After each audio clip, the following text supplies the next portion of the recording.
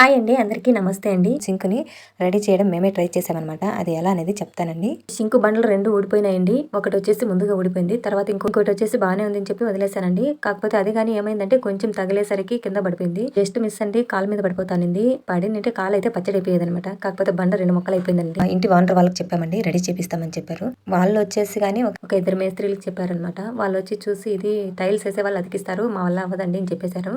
సరే అని చెప్పేసి ఇంకా టైల్స్ వేసే వాళ్ళకి చెప్పినారనమాట. వాళ్ళు 8 దినాలకి రాలేదు. ఒక 1 మంత్ వరకు నేను వచ్చేసి గిన్నెలు ఈ విధంగా బయటేసే కడిగానండి. ఉదయంవి మధ్యాహ్నంవి 2 కలిపి ఒకేసారి కడిగానమాట. ఎందుకంటే ఇంకా బయటేసి కడిగినామంటే వాటర్ అంతా వాళ్ళ ఇంటి ముందరకంతా వెళ్ళిపోతాయండి. కొన్నిగా ఉన్నప్పుడు కడిగితే గానీ ఇంకా వాళ్ళ ఇంటి ముందరకు అన్నీ వెళ్ళిపోతాయి కదండి. అందుకనేసి చాలా అయినప్పుడు ఈ విధంగా వేసి కడిగేసి నీట్గా అంతా తోసేస్తానమాట. ఇంకా 1 మంత్ అయినా వాళ్ళు రాలేదండి రెడీ చేసేదానికి. ఇలా చిన్న పనులకి చెప్పినామంటే వెంటనే రారండి. మా అక్క వాళ్ళు వచ్చి ఒకరోజు చూసినారని సింక్ ఇంకా రెడీ చేయలేదా అనేసి. లేదని చెప్పినాను. సరే ఎవరు రాకపోతే చెప్పు, ఇంకా మనమే రెడీ చేద్దామని చెప్పింది మా అక్క వచ్చేసి. ఇంకా 1 మంత్ తర్వాత టైల్స్ వేసే అతను వచ్చి చూశాడు. ఇది రెడీ చేసేదానికి అవ్వదండి, మీరు వచ్చేసి కొత్త సింకే బిగించుకోవాలని చెప్పాడు. ఇంకా నేను వచ్చేసి మా అక్క వాళ్ళకి చెప్పానండి, ఇది కొత్తది బిగించుకోమని చెప్తున్నారు, దీన్ని బిగించేకి అవ్వదంట అని చెప్పినాను. సరే ఉండు, మేము వచ్చి చూస్తామని చెప్పింది మా అక్క. ఇంకా దీనికి వచ్చేసి గమ్ వచ్చేసి ఓనర్ వాళ్ళు మెటల్ పేస్ట్ అనేసి ఒకటి తెప్పించి ఇచ్చారండి. మా అక్క వచ్చేసి ఈ పనిలో బాగా ఎక్స్పీరియన్స్ లాగా ఏం చేసిందంటే ఆ గమ్ములేకి ఈ వైట్ దంతా వేసి కలిపేసిందండి. ఇది ఏం చేయాలంటే వైట్ దంతా వేసి కలిపేసింది. వెంటనే అది పూసి టకాని పెట్టేయాలన్నమాట. కానీ మాకు అది తెలియలేదండి ఎలా పెట్టాలి అనేది. ఫస్ట్ ఏం చేసామంటే ఇరిగిపోయింది కదండి, ఈ బండని అతికిచ్చేసామన్నమాట. మళ్ళీ అక్కడ సింక్కి అతికిచ్చేదానికి ఏం చెప్పేసి దీన్ని అతికిచ్చి పెట్టేశాము.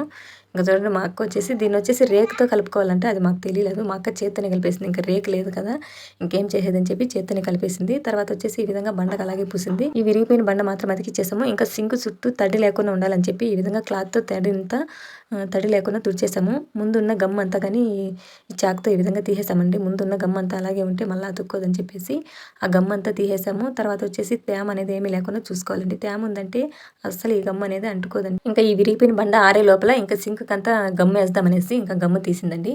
చూడండి ఈ విధంగా గమ్ అంతా కానీ సింక్ చుట్టూ పూయడానికి చేత్తో ఈ విధంగా తీసింది.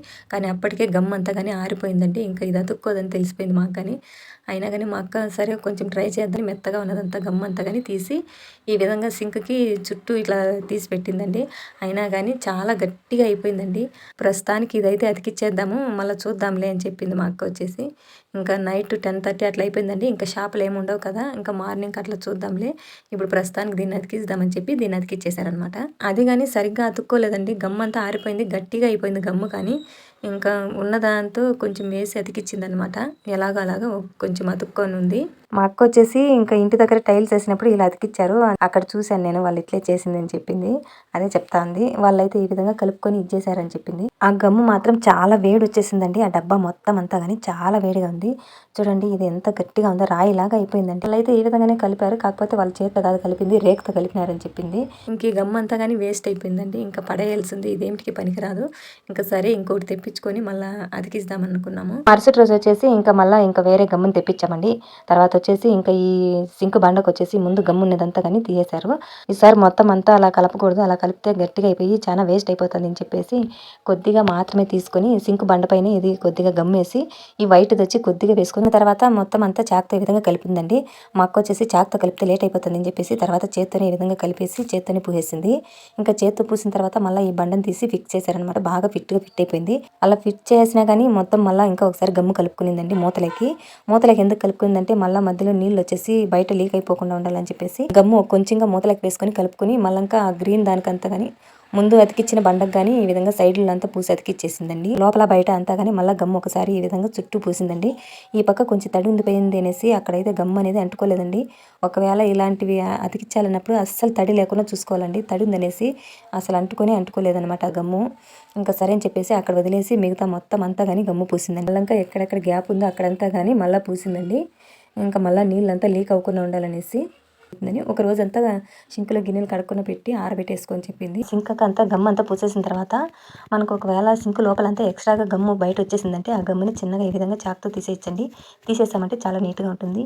ఇంకా ఆరిపోయిన తర్వాత మళ్ళీ రాదండి. అందుకనేసి కొంచెం మనం అతికిచ్చిన వెంటనే మనకి ఎక్స్ట్రాగా సైడ్లో వచ్చేసిన గమ్మునంతా కానీ ఈ విధంగా లోపల ఉన్న గమ్ముని సైడ్లో చాకుతో ఈ విధంగా తీసేసామంటే నీట్గా వచ్చేసింది. సింక్ చూడడానికి కానీ బాగుంటుంది.